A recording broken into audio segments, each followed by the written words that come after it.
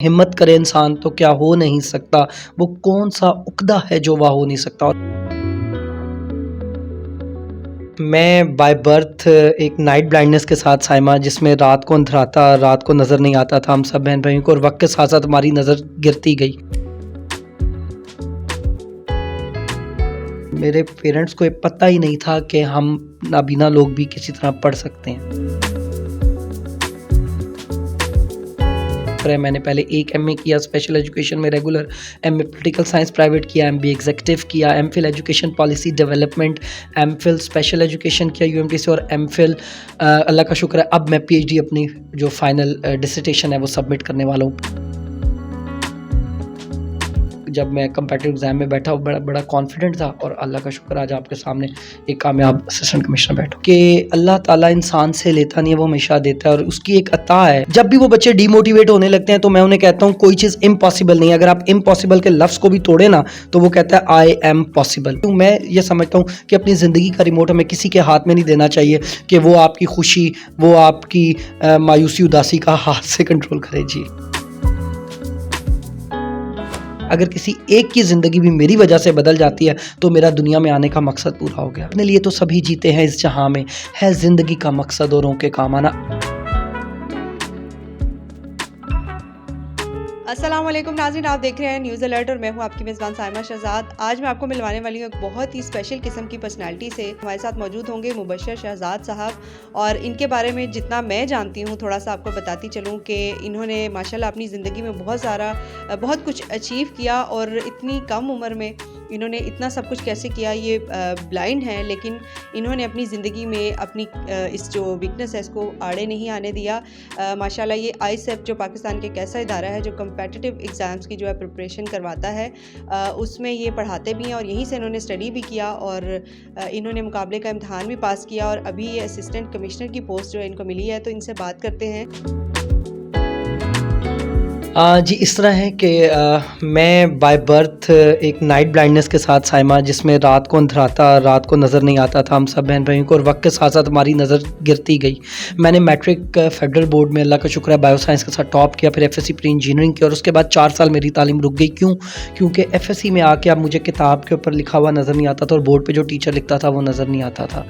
फिर जब 4 साल मेरी तालीम रुकी के बाद मेरे पेरेंट्स को ये पता ही नहीं था कि हम नाबीना लोग भी किसी तरह पढ़ सकते हैं। जब उन्हें पता चला तो फिर उसके बाद अल्लाह का शुक्र है मैंने पहले एक एमए किया स्पेशल एजुकेशन में regular, MA political science private किया, एमबीए एग्जीक्यूटिव किया, MPhil education policy development, MPhil special education किया यूएमटी से, और एमफिल अल्लाह का शुक्र है अब मैं पीएचडी अपनी जो फाइनल डिसर्टेशन है वो सबमिट करने वाला हूँ, पीएचडी स्कॉलर हूँ। और ये जो मुकाबले के इम्तिहान का सफ़र है इसके बारे में बताऊँ तो जी, आईसेफ एक अदारा, institute of competitive exam preparation, यहाँ पे मैंने 1 साल तैयारी की। पहले इन्होंने मेरी फाउंडेशन बिल्डअप की 3 माह में, फिर 3 माह इन्होंने मुझे कंपल्सरी सब्जेक्ट्स पढ़ाए, 3 माह ऑप्शनल पढ़ाए, फिर मॉक, और मैंने 17 एफपीएससी रिकमेंडेड बुक्स इनके साथ पढ़ी। और अल्लाह का शुक्र है उस मॉक के बाद जब मुझे इनके जो अल्लाह का शुक्र है ऑनर है मालिक माजिद अमीर साहब, उन्होंने कहा Mubashar now you are able to, और अल्लाह का शुक्र है मैंने उस दिन ये ठान लिया। और जब मैं कंपेटिटिव एग्जाम में बैठा बड़ा कॉन्फिडेंट था, और अल्लाह का शुक्र आज आपके सामने एक कामयाब असिस्टेंट कमिश्नर बैठा। और जो लोग कहते हैं कि नहीं कर सकते उनके लिए मैं एक अपनी मिसाल रखना चाहता हूँ कि यार मैंने बसारत से महरूम होके किया। 70% मोड ऑफ इन्फॉर्मेशन, अगर कहता है कि अगर आपकी बसारत नहीं है तो 70% मोड ऑफ इन्फॉर्मेशन आपके पास नहीं है, तो जिनके पास है वो क्यों नहीं कर सकते। मेरा ये ख्याल है कि अल्लाह ताला ऐसे लोगों को इतनी ज़्यादा सुपर पावर्स जो है वो अपने दूसरे तरीके से इनको दे देता है कि ये जो है आम लोगों की निस्बत ज़्यादा अचीवमेंट हासिल कर सकते हैं। ऐसा ही है जी बिल्कुल साइमा, देखें मैं इस चीज़ पे यकीन रखता हूँ कि अल्लाह ताला इंसान से लेता नहीं है, वो हमेशा देता है, और उसकी एक अता है। मैं अपनी ज़िंदगी का मकसद समझ गया कि मुझे अल्लाह ताला ने इस तरह पैदा किया कि मैंने बसारत से महरूम हो के लोगों की खिदमत करना है, और लोगों के लिए रोल मॉडल बनना है, सोर्स ऑफ इंस्पिरेशन बन रहा है। और आज जो मेरा पैगाम है देखें आपके ज़रिए कितने लोगों तक पहुँच रहा है। अगर किसी एक की ज़िंदगी भी मेरी वजह से बदल जाती है तो मेरा दुनिया में आने का मकसद पूरा हो गया। माशाल्लाह जी। इस वक्त आपकी एज कितनी? I am in early 30s। ये बताएं जो स्टूडेंट्स हैं आपके, उनको आप क्या सिखाते हैं? मतलब अगर बात की जाए आम लाइफ की तो उनको क्या लेसन देते हैं? देखिए, मैं सबसे पहले तो उन्हें कहता हूँ कि बच्चों घबराना नहीं है।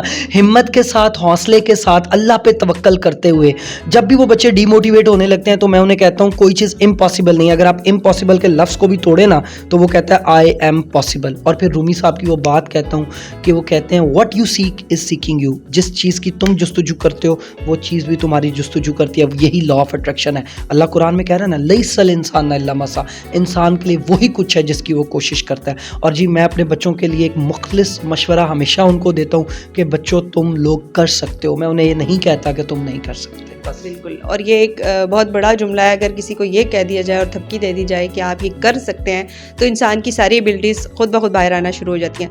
जब आपने PMS का इम्तिहान पास किया उसके बाद फिर आपकी ज़िंदगी कितनी बदली? बिल्कुल इस तरह बदल गई कि वो लोग जो शायद कभी मेरे साथ बैठना भी पसंद या बात करना भी पसंद या मुझे रिजेक्ट या स्ट्रांगली नॉट रिकमेंडेड कहते थे, वो अल्लाह का शुक्र है आज इंतज़ार में। Once I was waiting for them, now they are waiting for me.